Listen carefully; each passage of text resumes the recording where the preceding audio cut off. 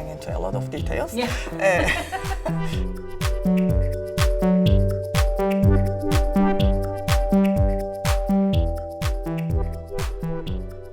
We cannot really say diversity is good for populism or diversity is bad for populism.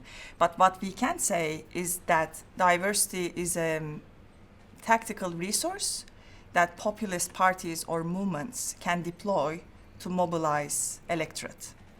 Drawing on the work of a sociologist, Rogers Brubaker at the UCLA, it is probably also useful to think the idea of the people at two levels.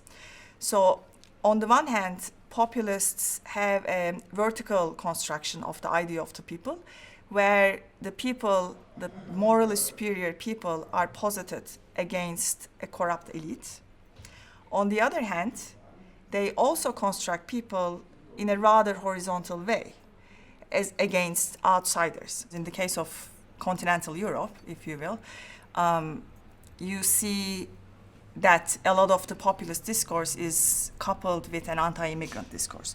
So, and the populists are complaining about the elites because elites are defined as cosmopolitan, they're welcoming migrants in, thus they position themselves against the cosmopolitan elite, thus see the migration-related diversity as a threat to the well-being or the culture or the tradition of the society.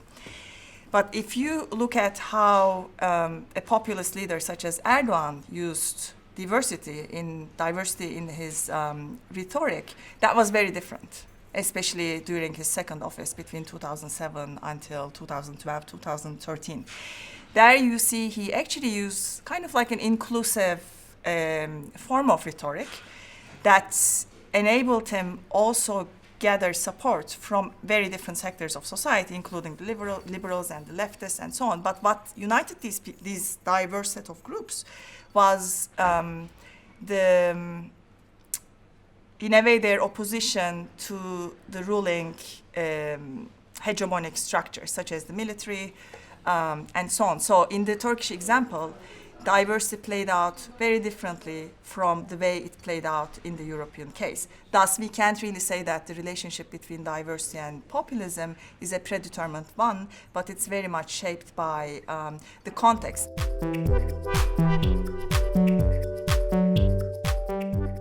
Turkey has a very complicated history, to say the least. Coming out of the multi-religious and the multi-ethnic Ottoman Empire, the founding elites in the early 20th century imagined a very homogeneous, ethnically and religiously homogeneous nation, Turkish nation. Thus, the main elements of this nation was mainly defined by being a Turk and being a Sunni Muslim.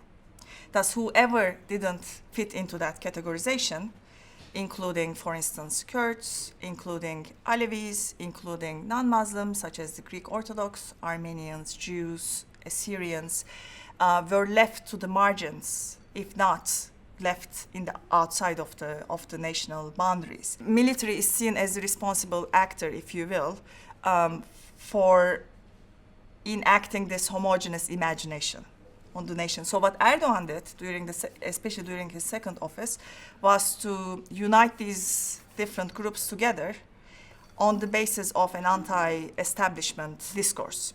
Thus, if the establishment is telling you that Turkish nation is homogeneous, Erdogan was saying that, well, as a matter of fact, Turkish nation is quite heterogeneous, and we should embrace that heterogeneity. So we should embrace that multicultural heritage.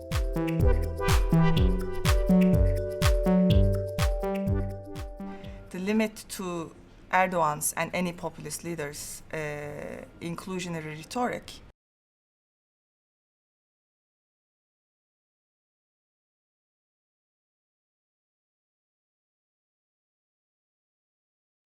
lies in whether they are able to accept demands coming from different parts within society.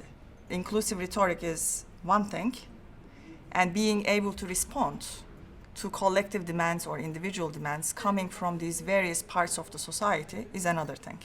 And there was definitely a gap that has primarily to do with what happened in June 7 parliamentary elections.